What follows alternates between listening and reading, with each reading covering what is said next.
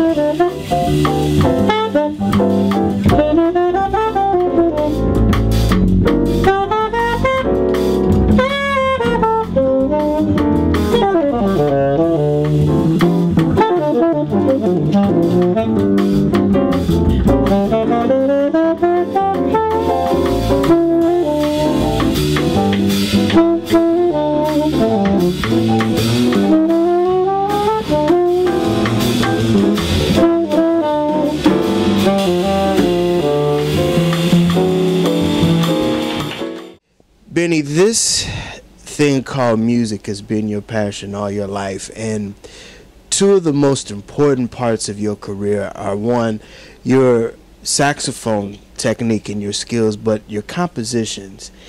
Tell me about what you do as far as seeking inspiration to compose, and how do you keep that flow going at your age? It's easy because in life things are happening all the time and things never quite stay the same. So you always have a pool to reach in and get something creative, create something creative. And my inspiration, I'm inspired by all sorts of things. I'm inspired by the children that I hear, those little voices, by things that I see. It can be flowers or trees or a landscape or animals, or it can be my wife. It can be anything. Killer Joe was a character that I saw at Birdland. And the tune was the embodiment of all people like that, not just one person. And it was a song about pimps. That's what it was about. That inspired me to write that song. Tonight we played Along Came Betty. That was a girl that appealed to me. That didn't work out, you know, and things like that. Whisper Not. It was just that was one of the songs that didn't mean anything. It was incredible. Stablemates. Stablemates, when you say somebody's a stablemate means you're symbolically in the same stable. Not horses, but people. It means good friendship, buddies. That's what stablemates are, you know. Five Spot After Dark was at that club that used to be down in the Bowery. The original one, I think they had sawdust on the floor. Five Spot After Dark. Curtis and I got an engagement there for 2 weeks, and we stayed for a year and a half. Yeah, so all sorts of things happened during that year and a half. We had innumerable people playing with us. Bill Evans was our piano for a while, Ray Bryant. We had Shadow Wilson on drums. We had Elvin Jones. We had Charlie Persip. We had different people during that year and a half that we were there. I wrote that tune. It could be anything. Smells, even something that you smell, can inspire you to write certain things. Or it might be another song that you hear, and you hear that song, and you get inspiration to write something because you heard that. You're not writing that, but you write something else because you heard that. It gave you a certain feeling. Things like that. It could be anything. It could be from terrible tragedies that's sad. I wrote a song called Sad to Say. And when and nothing had happened, but I was just thinking of something sad. And when I was writing it in Los Angeles, my wife heard it, and she got so concerned. She came down and she said, "Honey, are you all right?" She thought that I was inspired because of something had happened to make me feel that way. But it was just that thing that I wanted to portray musically, sadness, and it's sad to say. Incidentally, Shirley Horn recorded that. Yeah. Yeah, inspiration these days can be from anything in the world. A building that you see. Anything. Cars. You know, Benny, I remember it was a couple of years ago for Ron Carter's 75th birthday. And it was the rehearsal. You, Carl, and a couple of, and the students at Juilliard. And you were practicing and you were dissecting the music that you were about to perform for Ron's big performance. And one of the things that you said that I thought was very interesting, you stopped and you said, "Guys, there's something not right in this composition." And you gave, it was like a light of enlightenment that it was a Benny Golson moment. You broke down what needed to happen for the particular part of the song. Explain your concept of teaching composition to the students. Well, when I get involved in that, I tell them they have to have a reason why they're doing it. What is it that you want to accomplish? You have to have that in mind. Otherwise, you're writing aimlessly. You know, it's like you want to go somewhere, but you're not sure which road to take. You have to know what it is that you want to do and what you have to do to accomplish it. What is it that you have to have at your fingertips? You have to have in mind the men who are going to perform it. You have to know, if possible, because sometimes it's not always possible, you have to know each one's ability, and you write according to their ability. That's what made Duke Ellington so unique. That band was like a family. And whenever he wrote, he knew the ability of every man in there. And that band had a personality that you knew as soon as you heard it. You knew it was Duke Ellington. Count Basie, same thing, but in another direction. Swing you to death. Yeah, you have to know what you're going to do. What is it that you want to accomplish if you're going to write? But then there's sometimes when you sit down, that's happened to me, you don't know what you want to write. And you sit there, sometimes you have to get up. You don't know what you want to do. You don't have any ideas. Sometimes it's like that too. Oh yeah. You were with Bull Moose Jackson. Oh, yeah. And you in that band, we have some luminaries that came out of Philly Joe Jones as well as. You know about that? Absolutely. Did you know that Tad Darren was up here? How you just read my mind. And Tad Tad was one of the guys that really encouraged you to write. Absolutely. I learned a lot from that guy. And he had no secrets. Anything I'd ask him, he'd tell me. I learned a great deal from him.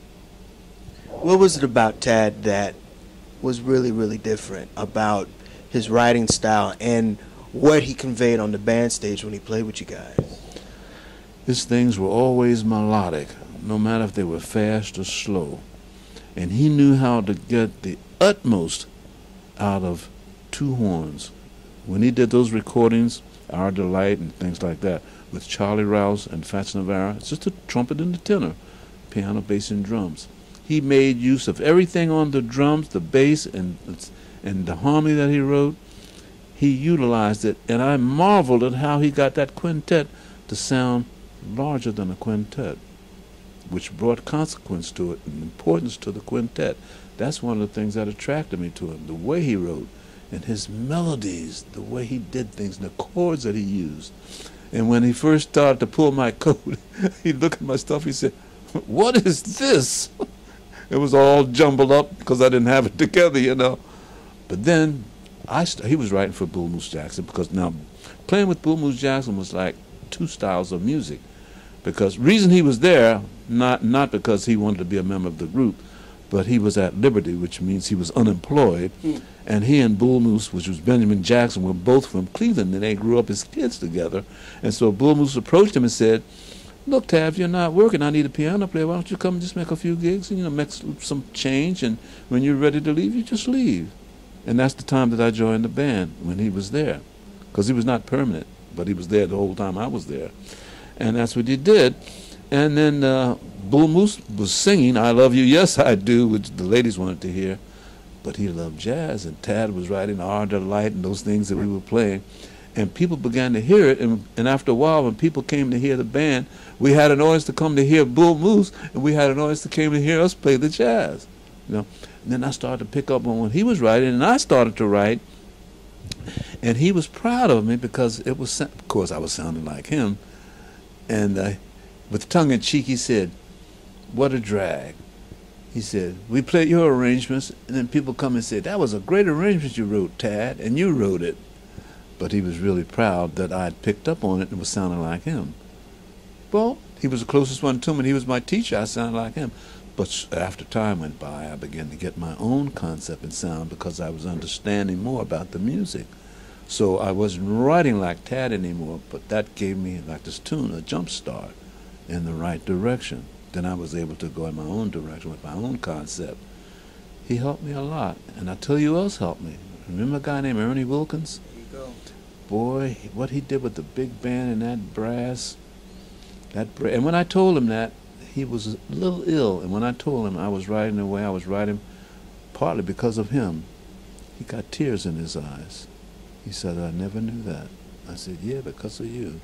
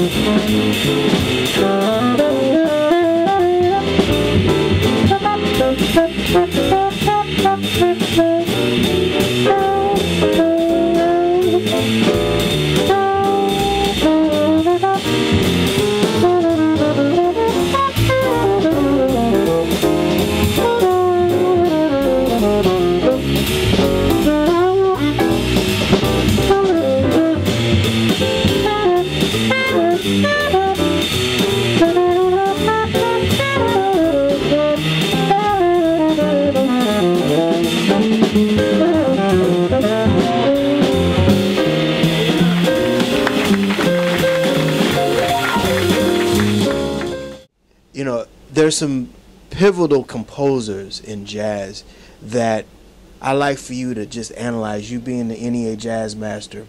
I'm going to give you a couple of names, and I want you to reflect on briefly what they brought to jazz and why they're important. The first one, next to Ernie Wilkins, is Quincy Jones. Oh, Quincy had his own style. His music always had a happy feeling to it, a hop and skip kind of feeling to it, all the things that he did. And his harmonies always made sense. Almost the things that you would expect to hear. They were so logical. And that, yet they were joyous, the voicings and the melodies and the articulation, the way they were presented. He always had his sound, and that's good for you to have your own concept. And he had his own concept, yeah. Oliver Nelson. Oliver was one of the fastest arrangers I ever knew, because we were both out in Hollywood, and he'd write those shows so fast, and you'd think that it was nothing, but it was substantive, the things that he wrote. And he wasn't afraid to take chances with harmonies and things. He wrote a thing called Blues and the Abstract Truth, and he did this thing, Hold Down or something, if you remember, that was just corny, but he made it happen. Who would have ever thought that? Yeah, he was slick. I loved him. Benny Carter. Benny Carter was from the old school, but he didn't bring any cobwebs with him, because Miles recorded When Lights Are Low. That was his tune. Dun, dun, dun, dun, dun, dun, dun, dun, dun. That. He too always had a melody going through the things that he wrote. And his things were never brash. His things were always subtle, but elegant and refined. That's the way he was. Oh, yeah. And he himself was an elegant and refined man. The next name, I think, was one of the most criminally underrated arrangers and band leaders, Thad Jones. Oh, you're right, boy. Let me tell you about Thad Jones, man. That guy's a genius. Well, he's gone now. He was a genius. And he could sit down and write without a piano or anything around, and write the individual parts before making the score. He was a genius. And he wasn't afraid to take chances. And his music was tough to read sometimes. He was complicated. But sometimes you play complicated music, but it sounds sterile, you know. His music was complicated, but it had soul to it. You're right. He was a genius. Well, people didn't know about him. He should have really gotten much more acclaim. Gil Evans. Beautiful chords, textures, combination of instruments together. Because when you blend certain instruments together, you'll get another sound rather than the sound of the one instrument. And the tonalities. He knew how to do that. That's why Miles loved him. The last one, and I thought another one who brought another voice to jazz, Klaus Hilgerman. People don't talk about him. Klaus was excellent with large orchestra. Remember he did it, I think it was with Bill Evans. Klaus, quality. How can I put it now? He was always aware of sounds, to get the right sounds and the right blends. And whatever he wrote complemented the artist. He didn't take over. It was almost like background. But the background was so beautiful that it made the person performing sound like a hero. You know what I mean? You blended in with what he had behind him. It was gorgeous. Those Wes Montgomery records he did with him. Oh, man. sailing above the circle of the earth in unoccupied airspace. You know, things, man, things that not only reach your ear, but the deepest grotto of your motivational heart. You know, that kind of thing. Anybody can reach your ear, but it takes a little more to reach the heart. You know, when that music is going and you're feeling certain emotions and things, and your head gets to doing like that, and you can't dance, and your feet are patting, and you're swaying, that's something else. Yeah, that's right.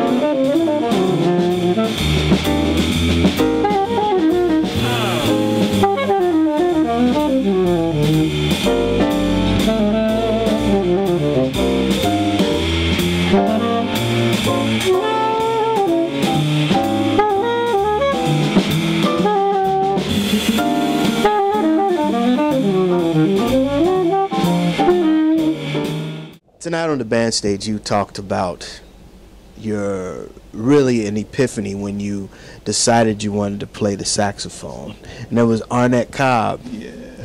But I also want to ask you about Ben Webster as well as Lucky Thompson, because those guys really really opened up Pandora's box on where you move technically on the horn. Lucky Thompson. See, Lucky Thompson came out of that same school as Don Byas. That smooth, flowing, velvet kind of thing. Yeah, nobody played like those two guys, Lucky Thompson and Don Byas. Actually, Don Byas was the first, and Lucky Thompson played off of him. And they both were similar. And they had that flowing, that mellifluous kind of sound on their horns. And that's what made them so unique. But now Ben Webster was the kind of saxophone player that cried into his horn, and he had that breathy thing. And one of the things that the older guys did when they played a ballad, which was the thing that separated them from the other guys, because it really takes something to play a ballad more than Cherokee, because you have to think. You don't have anywhere to hide when you play a ballad. You're like playing naked. And if you make a mistake, everybody knows it. Nobody can tell if you play a wrong note in Cherokee at the speed of light, you know. And when he played, and most of the guys from the older school, they knew the lyrics to the song because the lyrics inspired what they were trying to say musically. Case in point, he was playing one night. I was told this, I didn't experience hearing it. And they said in the middle of the song, he stopped. And quite a few bars went by before he started to play again. And after the set was over, they asked him, why did he stop? And you know what he said? I forgot the lyrics. That's right. He had the lyrics going through his mind as he was playing, and the lyrics were inspiring him what to say musically. Incidentally, he and I had planned to do an album. They were called albums in those days. And we were going to call it Two Bins. So he was here in New York, and he was staying at one of the hotels. And he told me to come by, and we would try to put some details. It never happened because no record company picked it up. But we were going to talk about it. And I got to the hotel, and I knocked on the door. He said, come in, the door's open. And when I went in, he was in bed with some woman. And I said, oh, excuse me. I got ready to back out. He said, oh, come on in. Then they had a sheet over him. He said, oh, this is my ex-wife. We get together sometimes. And we talked about the business with him in bed with this woman. Oh, Ben was something, boy. My goodness. Yeah, I still miss him. Now, something happened with Ben that you would never imagine. I was with Art Blakey and the Jazz Messengers, Lee Morgan, Bobby Timmons, Jimmy Merritt, Art Blakey, and me. We were playing the Sutherland Lounge, 47th and Drexel in Chicago. Ben happened to be in town, and he had a few layover days, and he was upstairs. And Ben Webster sat in with the Jazz Messengers for a set. You should have heard that. That was something else. Wow. You never expect to hear that. Ben Webster with the Jazz Messengers. That was something. Oh, we enjoyed it.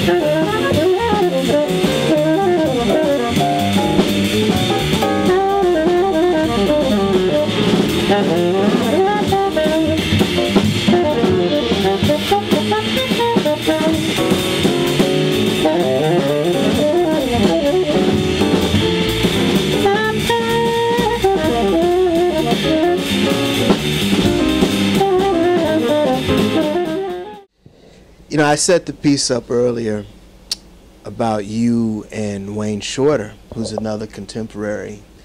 And you guys came out, well, Wayne is a little young. Well, you guys are about the same age. No, he's younger. He's a little younger. A little younger. Yeah.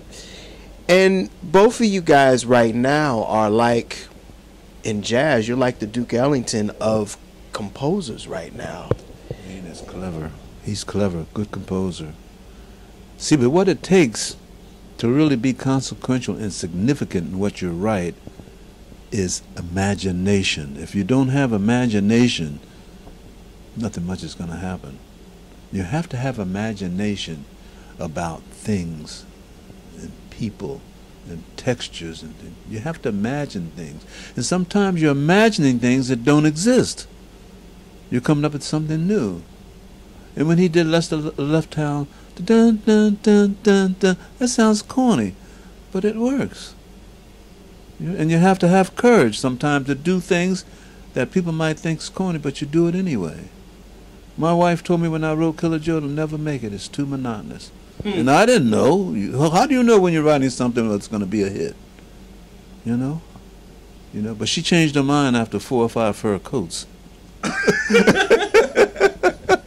Said, no, it'll never make it. It's too monotonous. Jane, Jane, Jane. She said, no, it's horrible. And I didn't know. But we recorded it. Man, that thing has got so many records. And then where we went, Curtis Fuller and I went, I took him with me, Ray, Mickey Tucker, Ray Drummond, Curtis, and somebody else. And one of the places we played was Indonesia. And we had Killer Joe in the program that we were going to play. And I told him that earlier that day, I told the band, we're not going to play Killer Joe. They wouldn't know anything about Killer Joe in Bandung, Indonesia.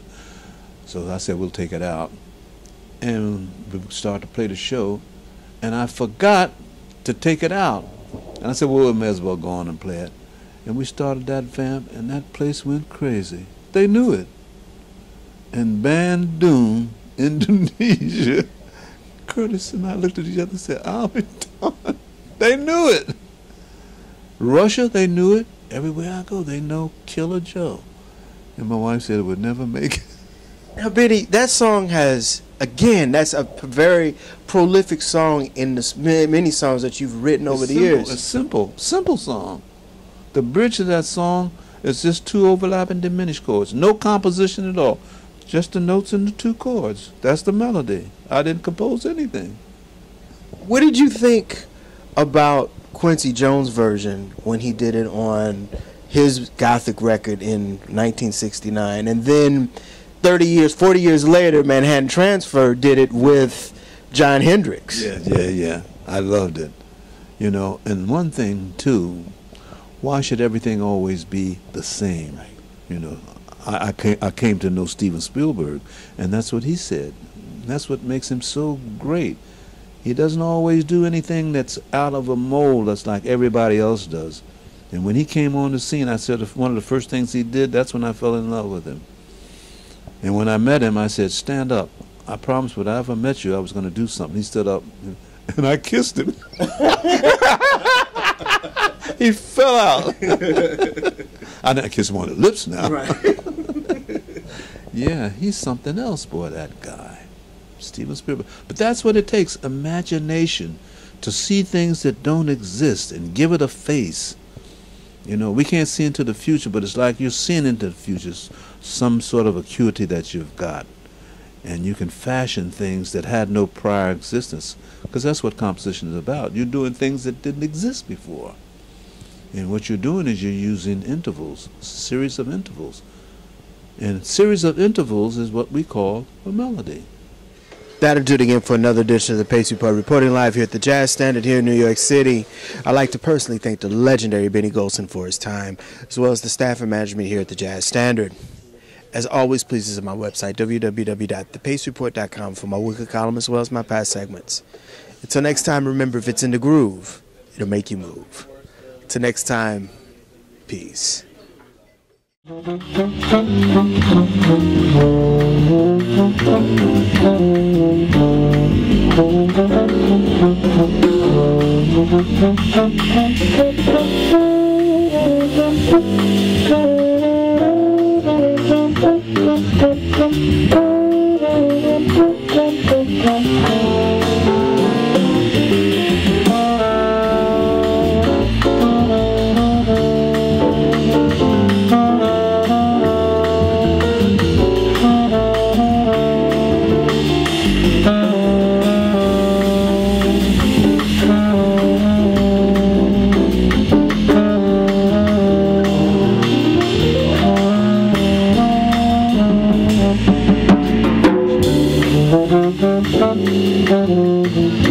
you.